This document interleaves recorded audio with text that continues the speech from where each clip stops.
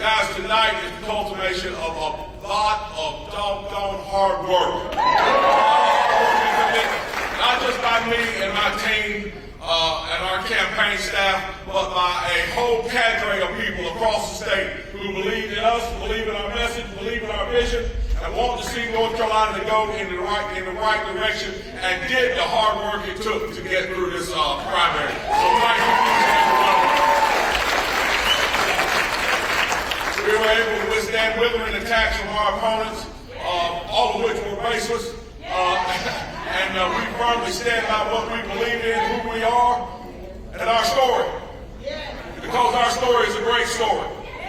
Our story is a story that's deeply rooted in North Carolina. It is the story of North Carolina.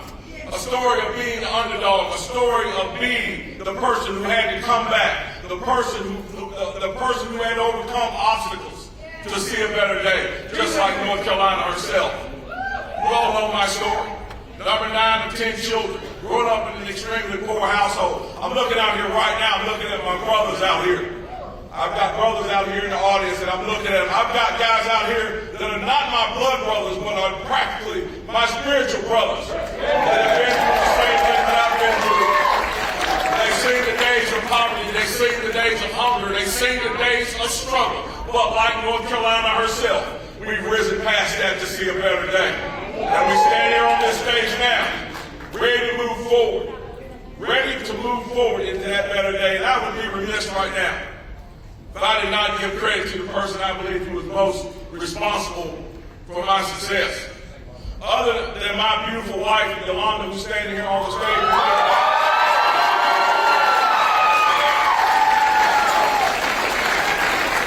A woman who I credit for making me the man that I am. It's my mother. Eva May Roberts. A woman who was left in 1979 with 5 children in her house. And she had a choice between welfare and work, and she chose work. And she worked her fingers to the bone to take care of her children and set a standard in her life. I would not be standing here right now if it was not for her. In fact, I am standing on her shoulders right this moment. I stand on the shoulders of my mother and all of those who came before me, who laid the groundwork and made it possible for me to stand here as the first black lieutenant governor and possibly the first black governor of North Carolina.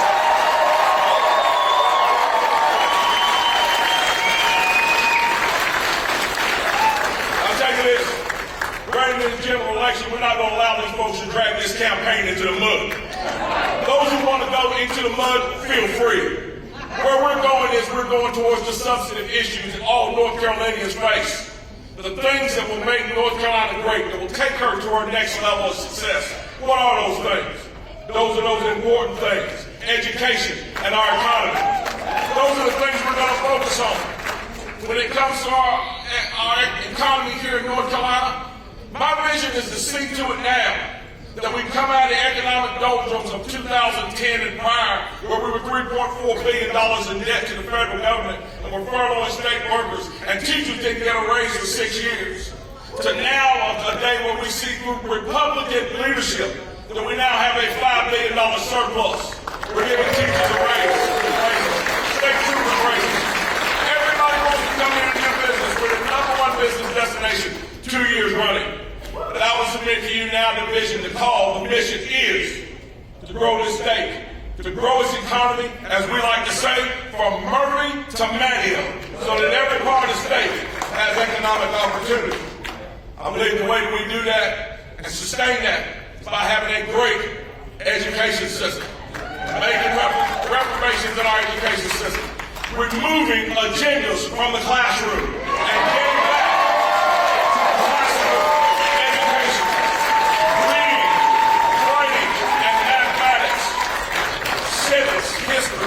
all those things that teach our children how to be great citizens of this constitutional republic.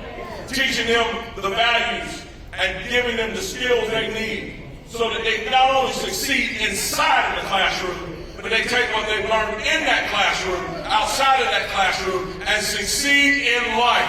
That is the goal.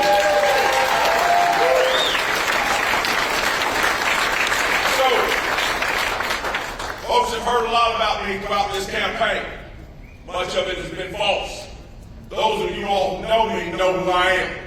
I am a person who has a deep love for the state of North Carolina. Why?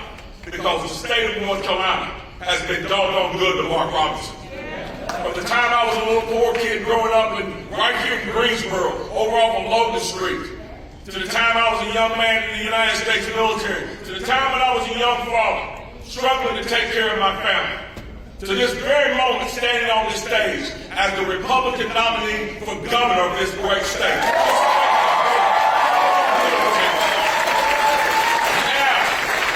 it is time for me to repay the debt of gratitude that I have to this great state and its people. I look out across this group of people who are standing in front of me now, and I see the struggles and successes that symbolize North Carolina. I look at each and every one of you and I see folks that I worked in furniture with. I see some people that I worked in the restaurant business with. I see some people out there that probably know somebody from Canton or Asheboro where their industry was shut down and their jobs were lost. We're here for you. We understand you. You see, I have an opponent that doesn't understand any of that. I have an opponent who doesn't understand what it's like to be at work and have the boss man come and take you to a room and sit you down and tell you, we're moving this plant to Mexico, and there's nothing you can do about it, and now you have to go find another job. I know the sting. I know the sting of the bad federal policy that causes that. And I'm here for the people of North Carolina for it. Now people ask, what's the difference between you, your Democratic challenger? The answer is simple. I'm part of a winning team.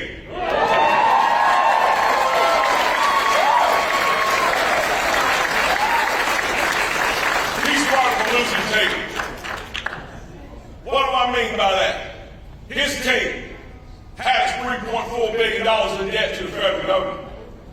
His team had us furlough state workers because we couldn't afford to pay them. His team had teacher pay frozen for 6 years. My team turned that around, built a $5 billion surplus, made us the #1 business destination in the nation 2 years running, and has set us on a course to make North Carolina an absolute economic superpower. The differences could not be more clear. We have a choice in November. To return back to the days of 2010 and the economic doldrums that plagued us, or move forward into an economy that spans from Murphy to Manio.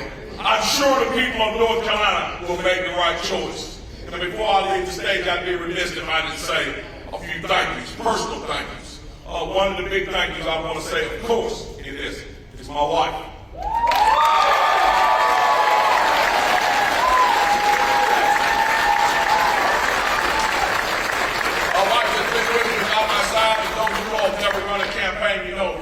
Not with you, you're behind. My wife has been right out front and she has been there with me. She's even been attacked in this race some. But we weathered it. We stood tall. We didn't get down in the mud. We stayed up on that shiny city, on the hill, so to speak. We were that example that needs to be made here in this state. We stayed above the fray. We talked more about our vision than we did about our opponents. And we see the victory now, and she's part of that. So I thank you. I want to say a personal thank you to my campaign consultant, Conrad Morgan. This young man is in his 20s. I remember the first time I met him, I said, I thought I was calling a political consultant. I'm a high school student. But this young man has driven our campaign to the heights of success, and I know that in November you're going to drive us towards victory, and I'm looking forward to it.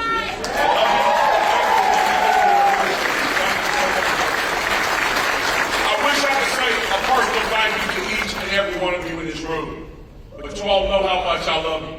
All the faces out there that I'm looking at right now, you know how much I love you.